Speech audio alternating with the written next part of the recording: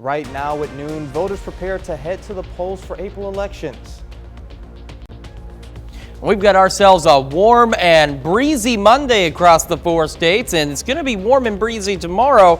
We're also tracking some storm chances. We'll get that forecast coming up. And a deadly wave of tornadoes sweeps across multiple states over the weekend. The 4 states' most watched news starts now. Residents in both Missouri and Oklahoma will be leaving for work a little earlier tomorrow, or maybe take an extended lunch break as they head to the polls for Election Tuesday. This is your KOAM News at Noon. I'm Jalen Banks. Topping our first 7 minutes, April elections in the 4 states. Polls open at 6 a.m. in Missouri and at 7 in Oklahoma. In addition to choosing new school board members in the Sooner State, some of the big issues include a massive school bond in Grove and a sales tax to benefit the Delaware County Sheriff. In Missouri, Carthage, Diamond, Neosho, and East Newton schools are among several districts with construction bonds. And since the legalization of recreational marijuana in Missouri, several counties and cities will be deciding on local taxes for the drug. And it's going to be a very large moneymaker for the cities, the counties, and the state as a whole. And if we use that to maybe support our law enforcement a little bit better, then I think it's going to be successful. I don't think it's going to be as big of a deal as a lot of people had concerns over. Polls will remain open until 7 p.m. and Davis says each county will begin reporting results around 8. Next week, each county will begin the process of certifying the election. That means election officials will hand out a minimum of 5 to 7% of the ballots to make sure the results match tomorrow's machine count. And it's been a little bit warmer, and not only is the election tomorrow, but it's also a day for potential severe weather. Let's go to Chris with the first look at the weather. Yeah, Tuesday is something that we've been talking about for the last several days, and we're still keeping an eye on. Still some variables in play. The speed of the cold front is one of the key issues. If it moves a little faster, we may see just a little bit of activity. If it slows down, we could see more activity. And if it keeps pace, then we have a rough idea as to what we're looking at. Right now, 7th and Range Line, you can see a few distant clouds out there. They are racing off to the north, and that's going to leave us with clear skies. MoDOT camera, I-44 and Range Line, the sun is shining, the temperatures are warm, and same from the KDOT camera at 69 and 400 just south of Pittsburgh. We've got plentiful sunshine out there. But as Jalen mentioned, tracking severe thunderstorm chances for tomorrow. In the yellow, we have an elevated risk for these strong to severe thunderstorms, and just barely clipping the southeastern corner of our viewing area, that's an enhanced possibility for strong to severe thunderstorms. We're going to dive into that in more detail here in just a few minutes. Looking back to yesterday, started at 42, so almost average. But our high, 79, well above what our average should be, and it's going to be that way again today and tomorrow. We've got 70 in Fort Scott, Nevada, 69 Iola, 74 in Chanute and Joplin, as well as Miami, and 73 in Neosho, Carthage right now.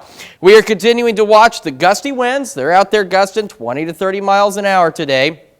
Temperatures, as we mentioned, about 20 degrees above average as we head for the lower 80s. And we're going to take a look at that severe potential for Tuesday. We'll take a look at that full forecast here in just a few more minutes. Jalen? All right, see you then.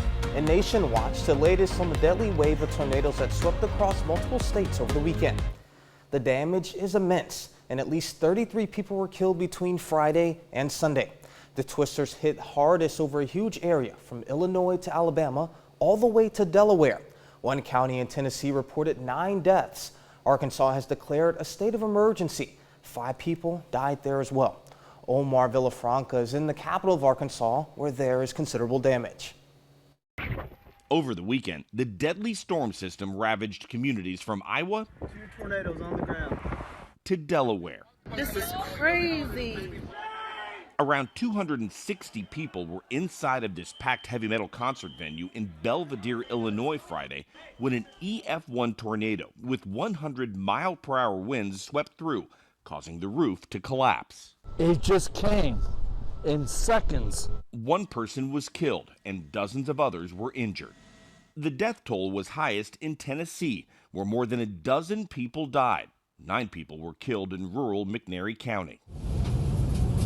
In Arkansas, a man captured the moment a tornado swept over his van outside Little Rock.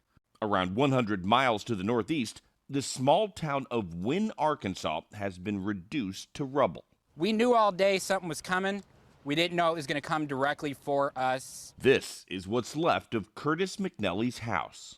This is my son's bedroom. He hid from the tornado in the hallway of his home with his 2 kids, wife, and mother-in-law. And we're all just hunkered down praying to God. That's when he says the wind ripped the roof off his house. My daughter, we told her to keep her head down, but she got her head up and she looked up and she told me she thought we were in heaven with the angels. She thought it was over. She thought it was done. For a while, I did too. President Biden issued a disaster declaration for the state, which should free up federal funds for recovery. At last check, more than 13,000 customers were still without power. Omar Villafranca, CBS News, Little Rock, Arkansas. And our thoughts and prayers are certainly with everybody impacted. Former President Donald Trump is expected to arrive in New York this afternoon ahead of his arraignment tomorrow. A Manhattan grand jury voted last week to indict him, making him the first former president in history to face criminal charges. The indictment is still under seal, but a source familiar with the case tells CBS News Trump will likely be charged with falsifying business records in the first degree, a felony stemming from his alleged role in hush money paid to adult film star Stormy Daniels back in 2016. Nearly the entire New York City Police Department is on alert for Trump's return to New York, and 35,000 officers are on standby for the arraignment. An explosion in St. Petersburg kills a pro-Kremlin blogger over the weekend. Moscow blames Ukraine for the blast, a claim that Ukraine denies. This comes as Secretary of State Antony Blinken holds a rare phone call with his Russian counterpart to discuss the arrest of Wall Street Journal reporter Evan Gershkovich, who is accused of being a spy. The CMT Music Awards are handed out for the first time in Austin, Texas. Country fans decide the awards, which were broadcast on CBS and streamed live on Paramount Plus. Jelly Roll swept his 3 categories. Kane and Caitlin Brown, Cody Johnson, and Lainey Wilson also took top prizes. And Shania Twain received the CMT Equal Pay Award for highlighting underrepresented voices in country music. That's a look at today's top stories and weather in our first 7 minutes. Up next on your KOAM News at noon, a French artist creates a miniature monument, giving tourists a double dose of history in Paris. And later, we're making a lemonade, asparagus, and radish salad in the Mr. Food Test Kitchen. Tourists at one of the world's most famous landmarks are seeing double, with the second Eiffel Tower popping up in Paris over the weekend. CBS's Ian Lee takes us there. Tourists are taking in 2 sights for the price of 1 in Paris. A more petite Eiffel Tower has sprung up next to the famous landmark. Très surprenant, très surprenant. This French tourist says, "I'm very surprised." En plus de celle de Gustave While this Parisian says, in addition to the real one, it's very nice to have 2 Eiffel Towers. The double dose of history is the work of French artist Philippe Mandron. Bonjour, je m'appelle Philippe Mandron. A self-described creator of odd events who calls the miniature monument his baby. He says, "We won't be talking loud because baby Ifella just woke up." Despite the theatrics, complete with baby cries and a lullaby, and its unveiling on April 1st, this is no prank. Standing a little over 100 feet tall, the little Iron Lady is made from nearly 4,000 larger pieces and 9,000 smaller metallic ones. I like the small one as well. It's like, especially with the 2 against each other. Ifella is about 1/10 of the size of the original and was born to coincide with the famous monument's 134th birthday. Ian Lee, CBS News. While this tower is only on display for another week, there are an estimated to be about 80 replicas of the famous monument around the world. Still to come on your KOAM News at noon, Mr. Food. We've got just the thing to turn these spring veggies into a salad that'll excite your taste buds and leave you smiling all day long. Sounds crazy? Stick around and I'll show you. But first, we are watching the possibility of some strong, maybe even severe thunderstorms as we head into our Tuesday. We'll take a full look at that forecast when we come back.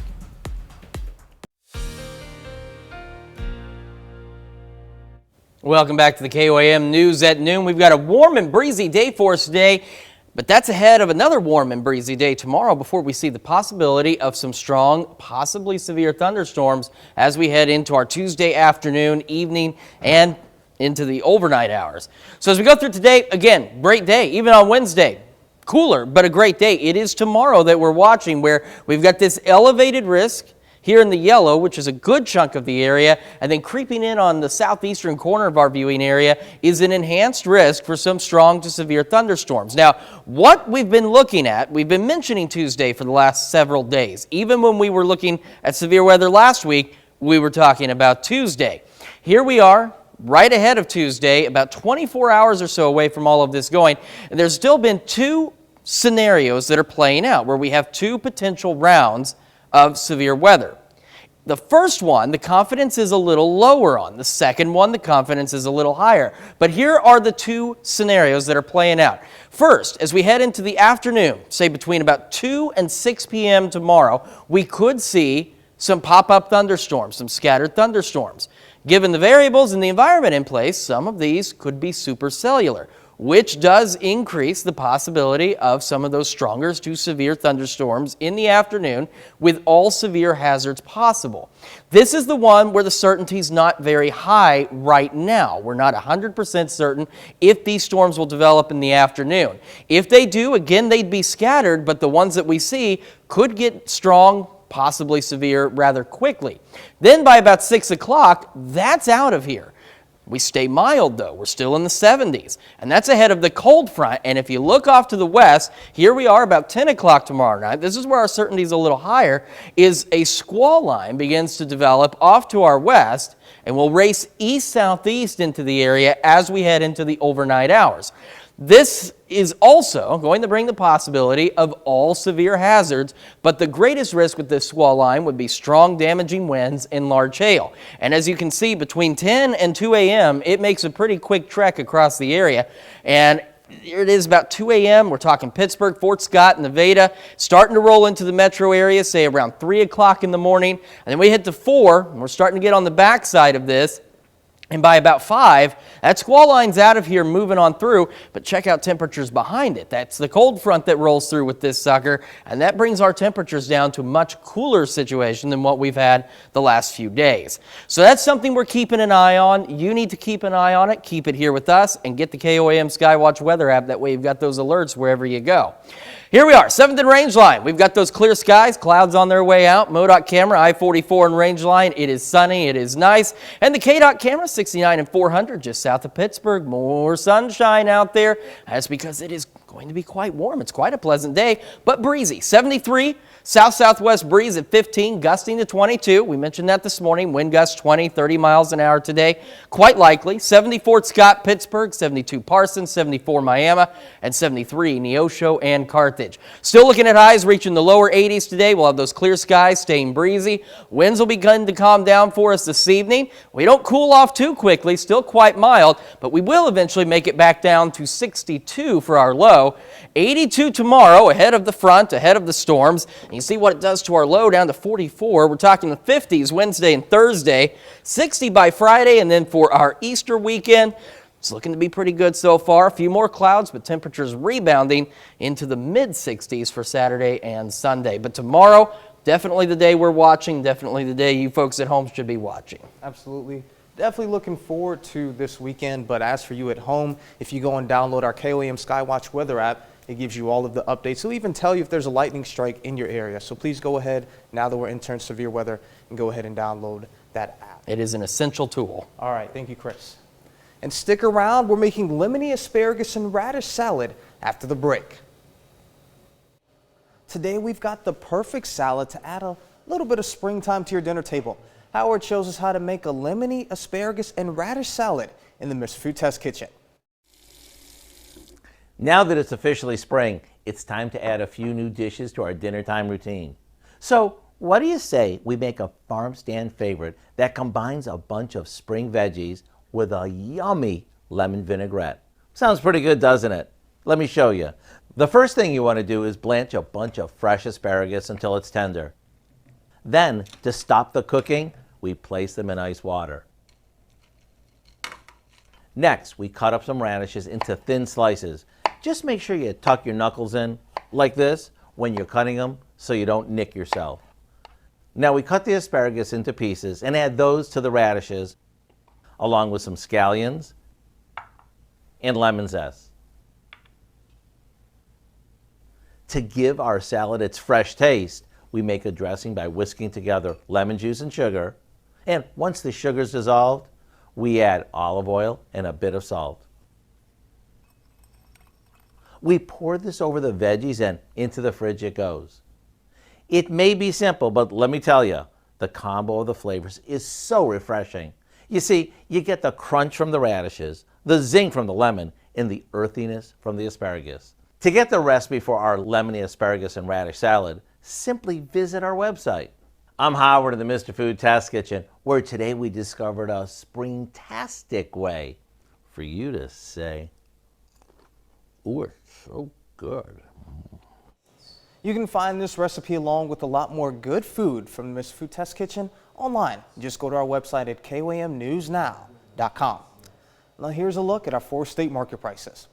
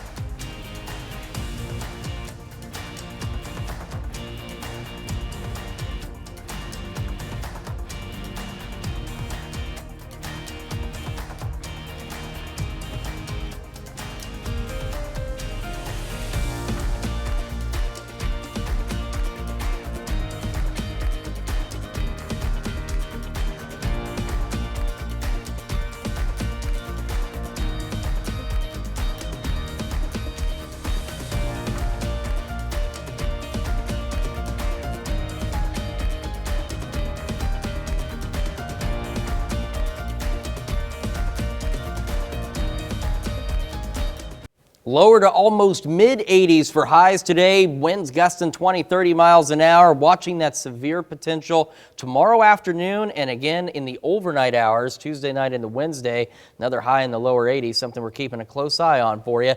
At cold front, though, regardless, knocks our temps down. 50s Wednesday, Thursday, 60 on Friday, but not a bad Easter weekend. A few extra clouds, temperatures rebounding to the mid-60s.